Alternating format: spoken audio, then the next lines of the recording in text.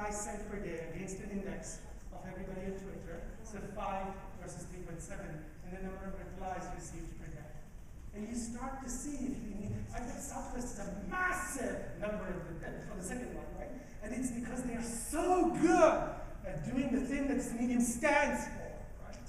And the other metric in the same area, to encourage these glorious brands to think and behave differently, is to measure the number outbound versus inbound.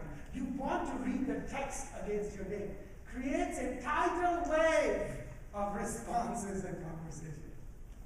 If you don't see the tidal wave, you might not be doing this new gorgeous marketing product.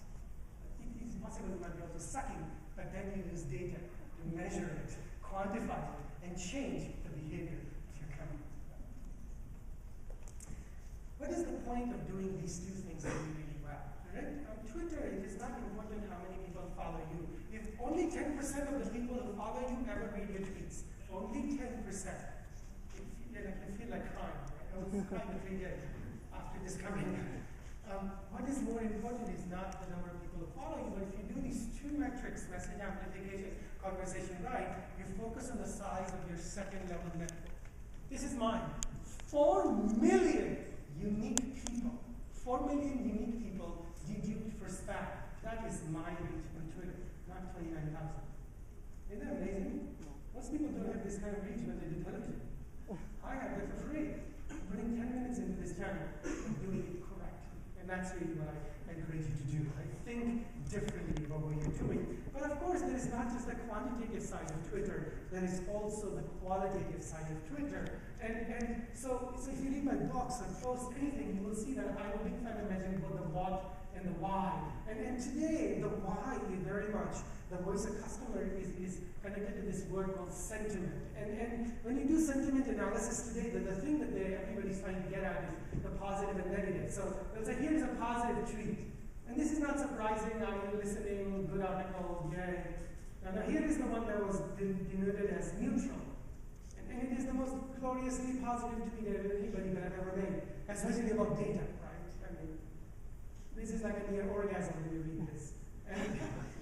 And then the last one is negative, and yet it is probably the most positive tweet anybody could have also ever made, right? So the great thing about humanity is that we still rule computers because they suck at this.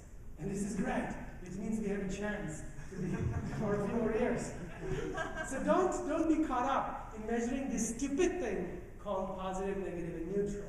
Think about much more interesting and sophisticated ways of doing quote-unquote sentiment analysis, right? And the way that I try and measure this is to use much more nuance because human beings are a lot more complicated. So one of my favorite tools to measure that shows how this can be very sophisticated is a free tool called Analyze Words, and it's a proof of concept. If you go there, the thing that you will learn is that it uses this protocol that was developed many, many years ago, the Linguistic Inquiry Word Count Protocol.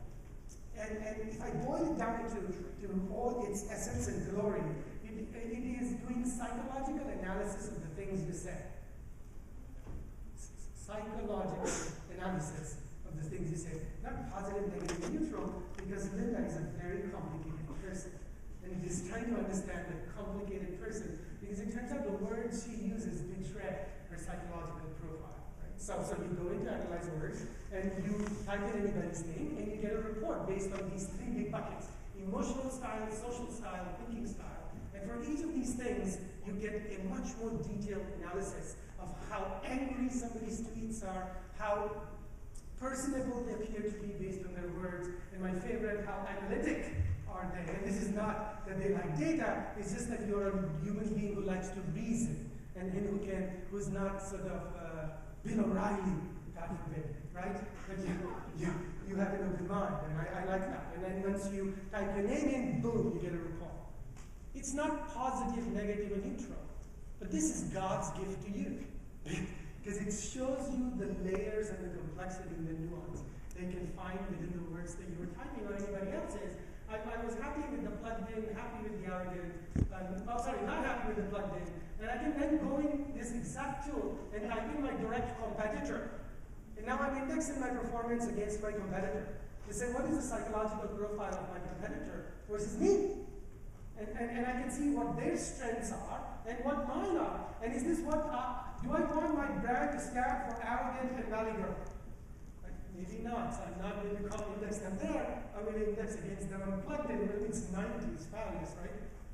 So you can get a much more nuanced understanding. And this is one of the largest cell phone manufacturers in the world, and this is their psychological profile. Note where they score the highest. This is analyzing their own data. And the thing that they are communicating to people is how worried they are about their existence. It's very hard to get this kind of psychological understanding based on positive, negative, and neutral. So to think and seek solutions that do things like that. And even if you don't, if you end up getting tools that do data cubes like this one great component about this tool is it takes 3,000 words in the English language that denote emotion, and then it looks at your tweets and tells you which emotions are present when people mention you. Emotion, right? Not positive, negative, and neutral.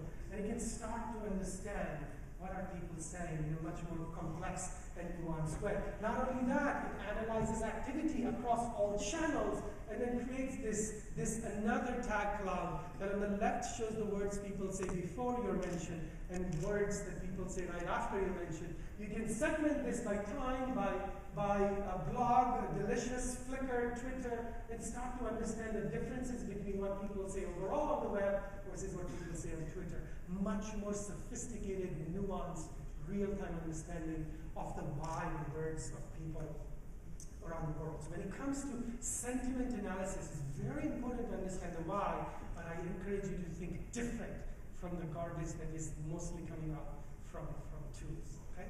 So Twitter is immensely measurable. And we could leave it with 4 thoughts. First, it's very hard to be great if you don't need this rule. Second, it is important to realize the single biggest gift you can give your company or clients is to understand the macro and micro goals that they have for their company, right? So here's a bank that I was just analyzing, a multi-billion-dollar bank, and I could just focus on the big macro conversions and new accounts open and the revenue generated from that. But the reality is there is a lot more micro conversions of value happening at this bank. Those are the other ones that we have identified. And the number at the bottom is not $15 million a month, it's actually $36 million a month. The great thing about identifying macro and micro conversions is not just that you get this picture in a much more sophisticated manner, it is that you understand what works in a world with many media channels. Because if you do this really well, you can understand email drives X, display drives Y, social media drives something that nobody else does, and search drives Z. Right? Construct this picture, and if you do, nobody in the world can stop you from dominating the world. And for you, it means when you have a budget to spend, you understand by channel how best to optimize your portfolio. Most people are really bad at this. Thing number 3, measure what really matters, right? Think about message amplification, conversation rate, and the size of the second level network, and all of those things, in addition to quantifying the difference between Facebook and Twitter and conversions and value and all of those things, right? Focus beyond data cubes. And the last thing is, understand how people feel and not just the quantitative things that you see in most reports. And if you do this, you're going to win big on Twitter in a very, very, very quantifiable